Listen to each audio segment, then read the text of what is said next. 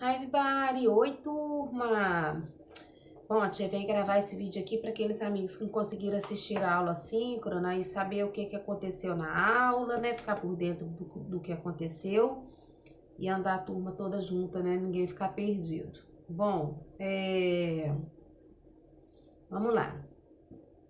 A tia trabalhou as atividades da folhinha que foi deixado na escola, né? Para aqueles, alguns pais pediram para eu poder enviar por e-mail, eu já enviei, né? E alguns preferiram pegar na escola. Quem ainda não pegou, pode ir lá buscar na escola que vai estar lá, tá? Bom, nós fizemos a revisão de algumas coisas que nós já vimos, como por exemplo o verbo have, que a gente tá vendo esse verbo, né? O verbo have no presente simples na forma afirmativa, né? Vimos uma revisão também do verbo to be, que é o am, is e are, né?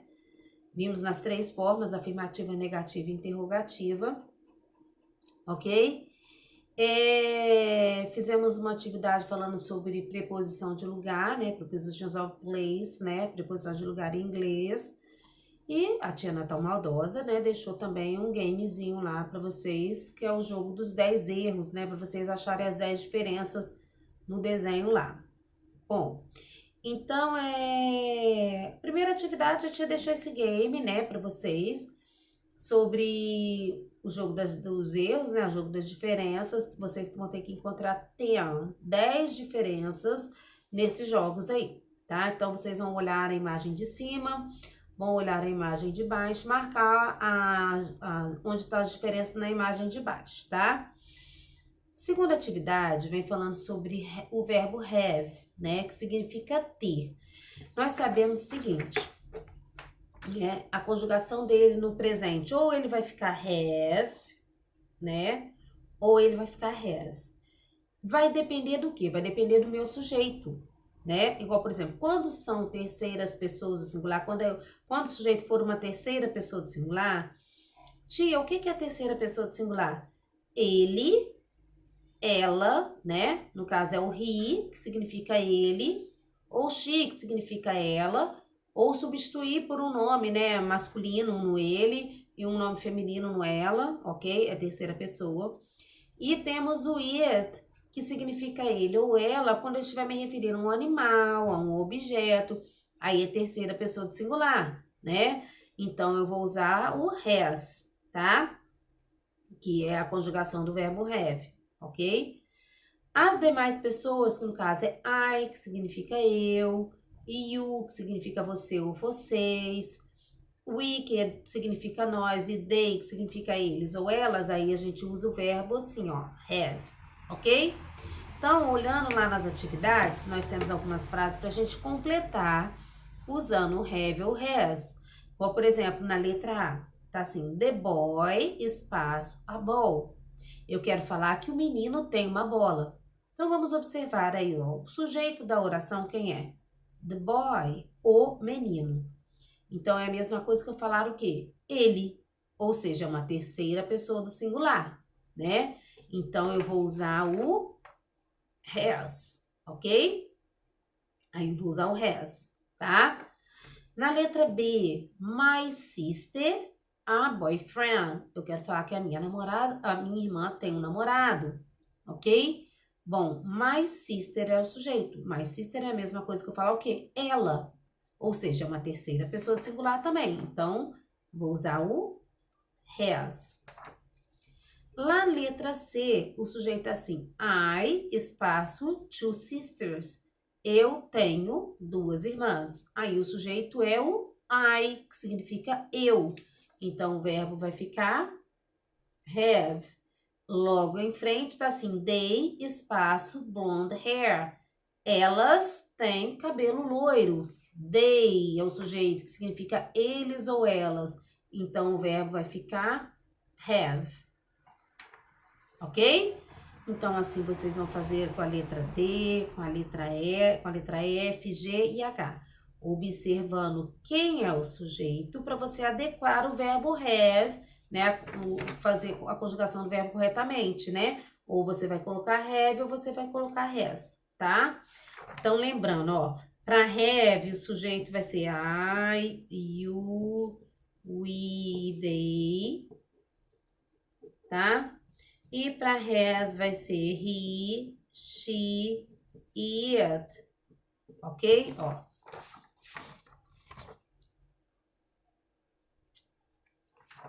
Bom, agora a terceira atividade é para completar usando o verbo to be. Então, aí, né, eu tenho a conjugação do verbo to be no presente simples, que vai ser am, is ou are. O que eu tenho que prestar atenção? Quem é o meu sujeito? Para eu colocar o verbo corretamente. Então, eu tenho que lembrar lá da conjugação do verbo to be que a gente viu. Quando o sujeito for I, que significa eu, o verbo vai ser am. Quando o sujeito for you, que significa você ou vocês, vai ser are. Quando for uma terceira pessoa do singular, que é he, ele, she, que é ela, ou it, ele ou ela, eu vou usar is. Então, pode ser Maria, is. João, is, porque João é a mesma coisa que he. Maria é a mesma coisa que she. Então, a terceira pessoa do singular, eu vou usar is. My cat, meu gato, é a mesma coisa que it, ele, para animal, vou usar o is. Quando for we, eu vou usar are, e they também eu vou usar are. Então, tem que prestar atenção quem é o meu sujeito na frase para eu colocar o verbo certinho, corretamente, tá?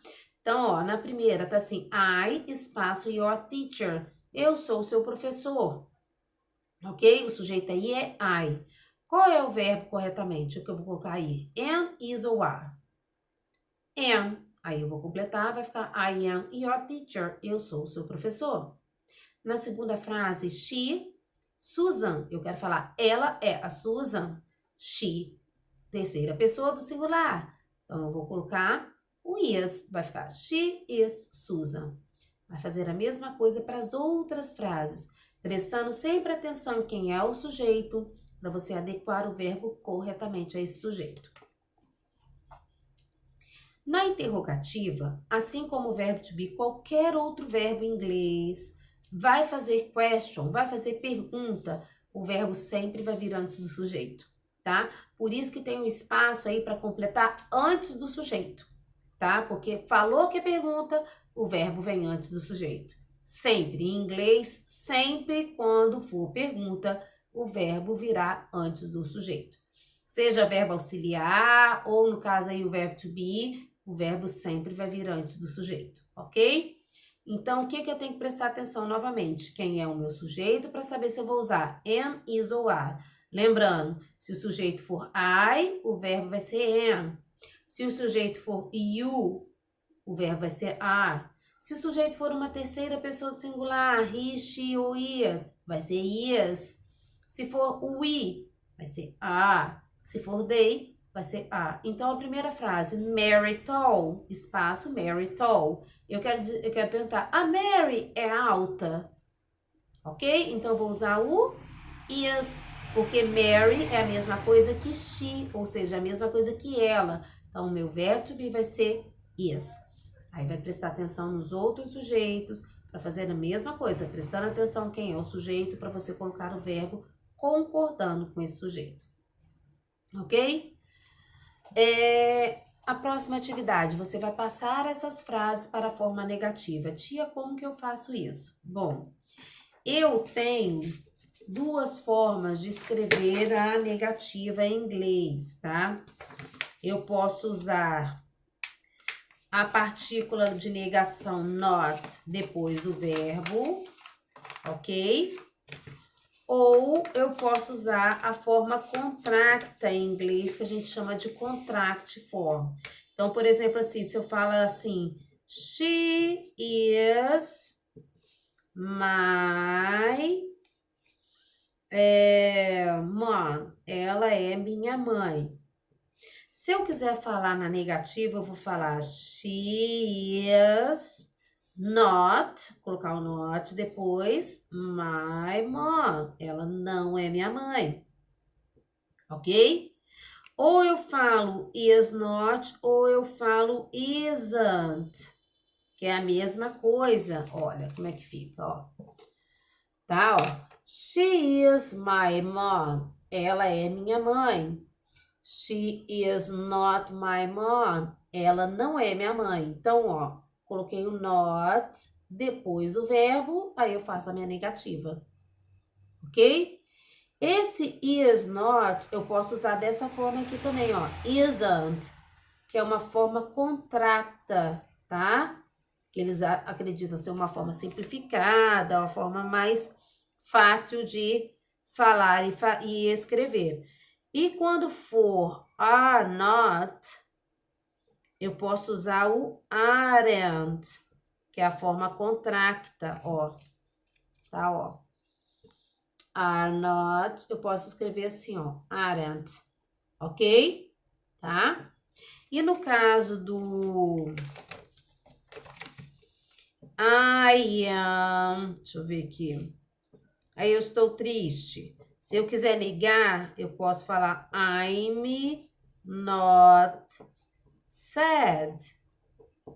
Ó. I am sad. Na afirmativa, eu vou passar para a negativa. I'm not sad. Eu não estou triste. Ok? Ou eu posso escrever assim, I am, e depois do am aqui colocar o not. I am not sad. Então, na letra A, John is my cousin. O John é meu primo. Vou negar, como é que vai ficar? John is not my cousin. Ou John isn't my cousin. Ok? Aí você olha as outras frases para você fazer corretamente, tá? Do jeitinho que a tia acabou de explicar. Ok? A última atividade, nós vamos olhar a posição aí da pipa para poder saber qual é a preposição que a gente vai completar essa frase.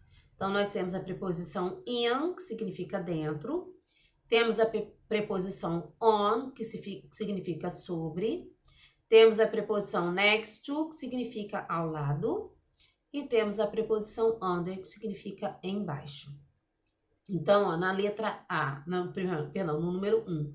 The kind is the table. Onde que a pipa está aí? Ela está sobre a mesa. Qual a preposição que eu vou usar? On. Então, vou completar a frase com a preposição e vou ligar essa frase na preposição que eu usei para completar. Ok, turma? Ó, turma, um beijo para vocês. Aproveita a semana que vocês vão ter de descanso. Descansem bastante. Assistam muitos desenhos, muitos filmes bacanas. Comam bastante popcorn, pipoca, tá? Tudo de bom para vocês. Beijo, bye bye.